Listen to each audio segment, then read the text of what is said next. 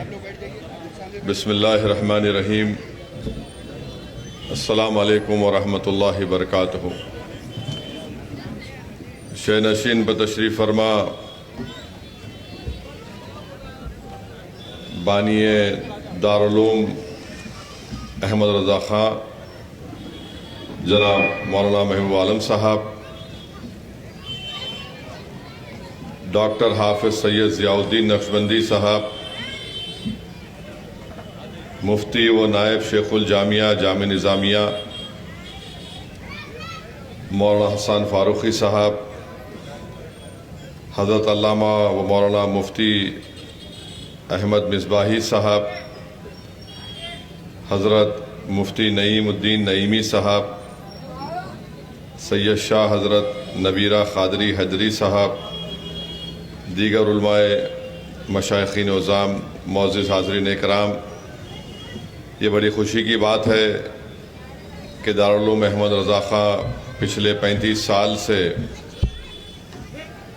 اس مدرسے کا کامیابی سے یہاں پر کام چل رہا ہے، اور الحمدللہ آج 18 حفاظ قرآن کو ان کی سند، ان کی ڈگری دی گئی ہے۔ مبارکباد دیتا ہوں اس مدرسے کے تمام ذمہ داروں کو۔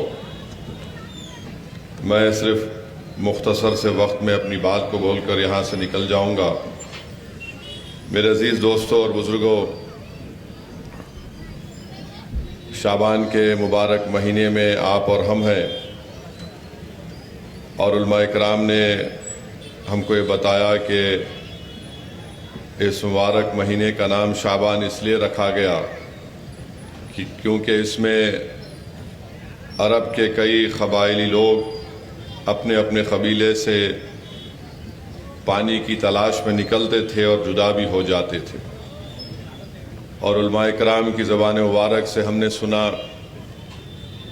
اس حدیث شریف کو سنا کہ اللہ کے رسول صلی اللہ علیہ وسلم نے فرمایا کہ شعبان میرا مہینہ ہے، اور اس کی فضیلت اس طرح سے ہے جیسا آقا دو عالم صلی اللہ علیہ وسلم نے فرمایا کہ میری افضلیت تمام انبیاؤں پر جیسے ہے۔ حدیث شریف میں آیا کہ اللہ کے رسول صلی اللہ علیہ وسلم نے فرمایا کہ شعبان میرا مہینہ ہے، اور میری اللہ سے دعا ہے کہ اس ماہ مبارک میں میری امت کی اللہ زیادہ سے زیادہ مغفرت کرے۔ عزیزان ملت اسلامیہ، علماء کرام کی زبان مبارک سے میں نے سنا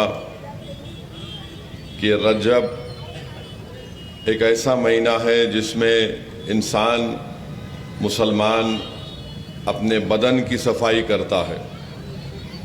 رجب میں دل کی صفائی ہوتی ہے، اور ماہ رمضان میں انسان کی روح کو پاکیزہ بنایا جاتا ہے۔ تو اس لیے بہت ضروری ہے کہ ہم اس ماہ مبارک میں شعبان میں اپنے دلوں کو صاف کریں، اور حدیث شریف میں آیا کہ جو شعبان میں روزہ رکھتا ہے، اللہ سبحانہ و تعالی اس کے لیے جنت کے دروازے کھول دیتا ہے، اور جہنم کے دروازے بند کر دیے جاتے ہیں۔ علماء کرام نے یہ لکھا کہ اس حدیث کے راوی حضرت ابو امامہ بحالی رضی اللہ تعالی عنہ، جب آپ دین اسلام کو قبول کرنے کے لیے اللہ کے رسول صلی اللہ علیہ وسلم کے پاس جا رہے تھے، تو اللہ نے یہ حکم فرمایا کہ ابو امامہ بحالی آ رہے ہیں، ان کی تعظیم کی جائے۔ تو اللہ کے رسول صلی اللہ علیہ وسلم نے جب حضرت ابو امامہ بحالی آئے تو آپ کے لیے اپنے چادر مبارک کو بچھایا، تو حضرت ابو امامہ بحالی رضی اللہ تعالی عنہ یہ فرماتے ہیں کہ یا رسول اللہ صلی اللہ علیہ وسلم، یہ آپ کی چادر مبارک ہے، میں کیسے اس پر اپنا پاؤں رکھ سکتا ہوں؟ اور رسول اللہ صلی اللہ علیہ وسلم کی چادر مبارک کو اٹھاتے ہیں، اپنے سینے سے لگاتے ہیں، اور آنکھوں سے اس کو بوسہ دیتے ہیں۔ رسول اللہ صلی اللہ علیہ وسلم نے فرمایا کہ ابو امامہ باہلی ادب اور دانائی کا خزانہ ہے۔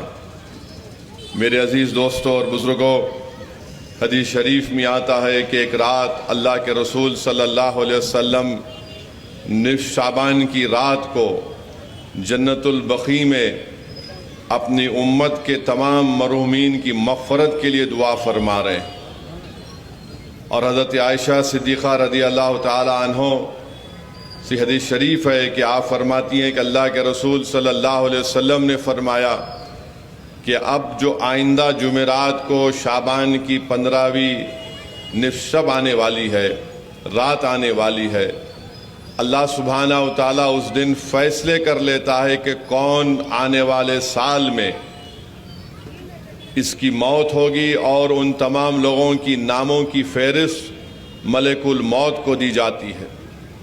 کس کو رزق ملے گا، ان لوگوں کی فہرست اللہ حضرت میخائیل علیہ السلام کو دے دیتا ہے۔ تو حدیث شریف میں آیا کہ جو لوگ اس رات اللہ سے گڑ گڑا کر عبادت کرتے ہیں، مغفرت کی بھیک مانگتے ہیں، توبہ کرتے ہیں، اللہ ان کی توبہ کو قبول کرتا ہے، اللہ ان کی مغفرت کو قبول کرتا ہے۔ اور حدیث شریف میں آیا کہ ان لوگوں کی دعا اور مغفرت قبول نہیں ہوگی تا وقت وہ توبہ نہ کر لے۔ ان میں مشرک ہے، شراب پینے والے ہیں، زنا کرنے والے ہیں، ماں باپ کی نافرمانی کرنے والے ہیں، رشتوں کو توڑنے والے ہیں۔ تو میرے عزیز دوستوں اور بزرگوں، ایک مبارک رات آنے والی ہے، آپ کو اور ہم کو اللہ ایک موقع دے رہا ہے کہ ہم اس میں اپنے گناہوں سے اللہ سے بخشش طلب کریں۔ اگر ہم میں کوئی ماں باپ کا نافرمان ہے، ہم اپنے ماں باپ کو راضی کریں۔ ہم میں کوئی ہے جو رشتوں کو توڑتا ہے تو اب ہم اپنے رشتوں کو سنوار لیں۔ کوئی شرک کرتا ہے، کوئی شراب پیتا ہے، زنا کرتا ہے تو توبہ کر لے۔ تو میرے عزیز دوستوں اور بزرگوں، یہ چند گزارشات مجھے آپ تک رکھنا تھا، اور اللہ سے ہم دعا کرتے ہیں کہ اللہ سبحانہ و تعالی ہم تمام کو، مسلمانوں کو نماز کا پابند بنائے۔ میں نے علماء کرام کی زبان مبارک سے سنا کہ 700 مرتبہ قرآن میں اللہ ذکر کر رہا ہے نماز کا۔ نماز ہم پر فرض ہے، نماز پڑھنا ہم مسلمان کے لیے ضروری ہے۔ ہم میں اور کافر میں فرق یہی ہے کہ ہم نماز پڑھتے ہیں، اور اگر ہم نماز ایک ایسا عظیم تحفہ ہے جس کو اللہ سبحانہ و تعالیٰ نے رسول اللہ صلی اللہ علیہ وسلم کو اپنے پاس عرش پر بلا کر اپنا دیدار کرا کر یہ تحفہ نماز کا رسول اللہ صلی اللہ علیہ وسلم کی امت کو دیا۔ تو میرے عزیز دوستو، نوجوانوں، اپنی مسجدوں کو آباد رکھیے، با جماعت نماز ادا کرنے کی ہم تمام کو پوری کوشش کرنا ہے، خاص طور سے فجر کی نماز کو۔ میں نے علماء کرام کی زبان مبارک سے سنا کہ جو فجر کی نماز نہیں پڑھتا، شیطان اس کے کان میں پیشاب کرتا ہے۔ جو نماز کو چھوڑتا ہے فجر کی، وہ شیطان کا جھنڈا اٹھا لیتا ہے، اور جو با جماعت فرض فجر کی نماز پڑھتا ہے، وہ اس کو ایک عظیم حق کا جھنڈا اس کو دیا جاتا ہے۔ تو میرے عزیز دوستوں اور بزرگوں، یہ بڑی مبارک محفل ہے کہ دارالعلوم امام احمد رضا خان میں آج جو 35ویں سال اس کا قیام ہو چکے ہیں۔ آج 18 حفاظ قرآن کو یہاں پر حفظ نے مکمل کیا۔ میں مبارکباد دیتا ہوں ان تمام حفاظ کو، ان کے ماں باپ کو، اور اللہ کے رسول صلی اللہ علیہ وسلم کے حدیث شریف ہے کہ جو حافظ قرآن کو حفظ کرتا ہے اور اب اس کے حلال کو حلال جانتا ہے، اس کے حرام کو حرام جانتا ہے، تو وہ قیامت کے دن اپنے خاندان کے ایسے 10 لوگوں کی شفاعت کرے گا جن پر جہنم واجب ہو چکی ہے۔ اللہ سبحانہ و تعالیٰ ان کی شفاعت کو قبول کرے گا۔ تو میرے عزیز دوستوں اور بزرگوں، ہم دعا کرتے ہیں کہ اللہ سبحانہ و تعالیٰ ہماری اولاد کو بھی حافظ قرآن بنائے، اللہ ان کو اتنا قابل بنائے کہ اللہ کا کلام وہ اپنے سینے میں باقی رکھیں۔ اور میرے عزیز دوستوں اور بزرگوں، قیامت کے دن حدیث شریف میں آیا کہ ان 18 حافظ قرآن کے ماں باپ کو انشاءاللہ تعالی اللہ قیامت کے دن ان کے سروں پر تاج رکھے گا. یعنی اولین حضرت آدم علیہ السلام سے لے کر رسول اللہ صلی اللہ علیہ وسلم کی امت ہوگی، ان خوش قسمت حفاظ کرام کے ماں باپ کے سروں پر تاج رکھا جائے گا، اور وہ تاج کی روشنی سورج کی روشنی سے زیادہ ہوگی. اور حافظ قرآن کی اہمیت اور خصوصیت یہ ہوگی کہ قیامت کے دن اللہ ان کو حکم فرمائے گا کہ تم قرآن کی تلاوت کرو، اور تم جتنی تلاوت کرو گے اتنے درجات تمہاری جنت میں تمہارے درجات بلند کیے جائیں گے. میرے عزیز دوستوں اور بزرگوں، مجھے آخر میں حدیث شریف یاد آ رہی ہے کہ قیامت کے دن حساب کتاب ہوگا تو اللہ ایسے 4 لوگوں کو، 4 قسم کے لوگوں کو بغیر حساب کتاب کے سیدھا جنت کے دروازے پر ان کو پہنچا دے گا. اس میں ایک حافظ قرآن ہوں گے، اس میں ایک عالم بعمل ہوگا، اس میں ایک ایسا حاجی ہوگا جو بغیر فتنہ اور فساد کی حج کو ادا کرتا ہے، اور ایک ایسا شخص ہوگا جو حلال کی کمائی سے بغیر ریاکاری کے اللہ کے نیک بندوں میں، غریبوں، مسکینوں میں ان کو وہ دولت ان میں بانٹتا ہے. تو حضرت جبرائیل علیہ السلام کو بھیجائے گا، وہاں پر ان میں بحث ہوگی کہ جنت میں پہلے کون جائے گا، جس میں شہید بھی ہوگا. تو حضرت جبرائیل شہید سے پوچھیں گے تجھے کیسے معلوم ہوا کہ اللہ کی راہ میں شہادت دینے سے تو جنت میں جائے گا؟ وہ کہے گا کہ میں نے ایک عالم دین سے سنا. پھر اس شخص سے پوچھا جائے گا کہ اس حاجی سے پوچھا جائے گا کہ کیسے تجھے معلوم ہوا کہ جو حج کو ادا کرے گا اور بغیر فتنہ اور فساد کرے وہ جنت میں جائے گا؟ وہ کہے گا کہ میں نے ایک عالم کی زبان سے سنا. پھر اس شخص سے پوچھا جائے گا جو اپنی حلال کی کمائی بغیر ریاکاری کے اللہ کی راہ میں خرچ کرتا ہے، تو وہ کہے گا کہ میں نے ایک عالم کی زبان سے سنا. تو وہ عالم دین چیخ مار کر کہے گا اگر یہ حلال کمائی سے کمانے والا یہ شخص اگر مجھے پیسے نہیں دیتا، مدد نہیں کرتا، تو میں یہ علم حاصل کرنا میرے لیے مشکل ہو جاتا. تو میرے عزیز دوستوں اور بزرگوں، یہ اللہ کا بہت بڑا کرم ہے کہ اللہ ہم کو مسلمان بنایا، اور سب سے بڑا اعزاز یہ ہے کہ ہم رسول اللہ صلی اللہ علیہ وسلم کے امتی ہیں.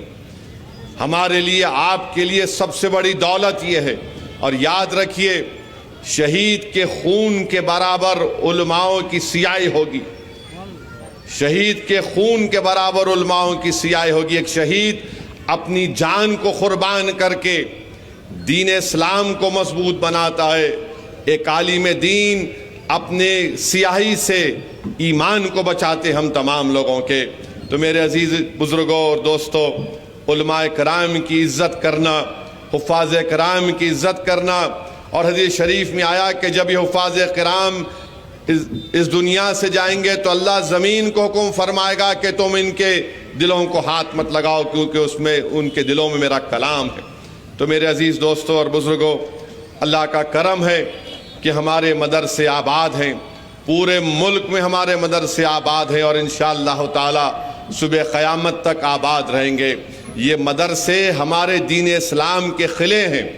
ان قلعوں کو مضبوط رکھنا، ان قلعوں کی حفاظت کرنا، یہ ہماری ذمہ داری ہے. اور اگر کوئی شکایت ہے آپ کو کہ میرے پاس فلاں چیز نہیں ہے، میرے پاس اس چیز کی کمی ہے، تو تھوڑی دیر کے لیے وہ غزہ کے ان غریب مسلمانوں کو دیکھو جو اپنے برباد شدہ گھروں کی طرف مسکرا کر لوٹ رہے ہیں، جنہوں نے اپنے بچوں کو کھویا. 20,000 ان کی اولاد شہید ہو گئی، 19,000 ان کی بیٹیاں، ان کی بیویاں شہید ہو چکی ہیں، مگر آج وہ مسکرا کر اپنے برباد شدہ گھروں کو دوبارہ بنانے کے لیے اور وہ اپنے دین پر عمل کر رہے ہیں. اپنی مسجدیں جہاں پر ظالم اسرائیلیوں نے شہید کیا، نمازیں پڑھ رہے ہیں، درود و سلام کے نذرانے پیش کر رہے ہیں. تو میرے عزیز دوستوں اور بزرگوں، ہم اپنی دعاؤں میں ان غزہ کے اور مغربی کنارے کے فلسطینیوں کے لیے بھی دعا فرمائیں، متحد رہیے۔ اور جو سپر پاور یہ کہہ رہا ہے کہ ہم غزہ سے ان 20 لاکھ فلسطینیوں کو وہاں سے نکال کر کسی اور جگہ پر لے کر جائیں گے، تو سنو سپر پاور والوں، جنہوں نے 1 سال تک تمہارے ہتھیاروں، تمہارے پلینوں کے ہتھیاروں سے، تمہارے پلینوں سے گرائے ہوئے بموں سے اپنی اولاد کی شہادت کو قبول کیا، اپنے گھروں کو برباد ہوتے ہوئے دیکھا، دنیا کی کوئی طاقت ایسی نہیں ہے جو زور اور زبردستی کی بنیاد پر غزہ سے ان غیور فلسطینیوں کو نکال سکے گی۔ وہ وہیں پر رہیں گے، صبح قیامت تک وہیں پر رہیں گے، اور مسجد اقصی اور بیت المقدس کی حفاظت کریں گے۔ وہ اس وقت تک وہاں پر رہیں گے جب تک کہ قیامت نہیں آ جائے گی۔ کوئی دنیا کی طاقت ان غیور اور بہادر فلسطینیوں کو وہاں سے نکال سکے گا۔ اللہ ان کو سلامت رکھے۔ اللہ ہمارے اس دین کی سربلندی کے لیے جو لوگ کام کر رہے ہیں، اللہ ان کو سلامت رکھے، اور ہم اپنے علماء کرام کی عزت کریں، ان کی عزت کریں۔ اللہ ان کو بھی سلامت رکھے، حفاظ قرآن کو، اور جو لوگ مدرسے چلا رہے ہیں، یہ ہماری ذمہ داری ہے کہ جو رمضان کا ماہ مبارک آ رہا ہے، ہم ان تمام مدرسوں کی مدد کریں، ان کو آباد رکھیں۔ وآخر دعوانا الحمدللہ رب العالمین۔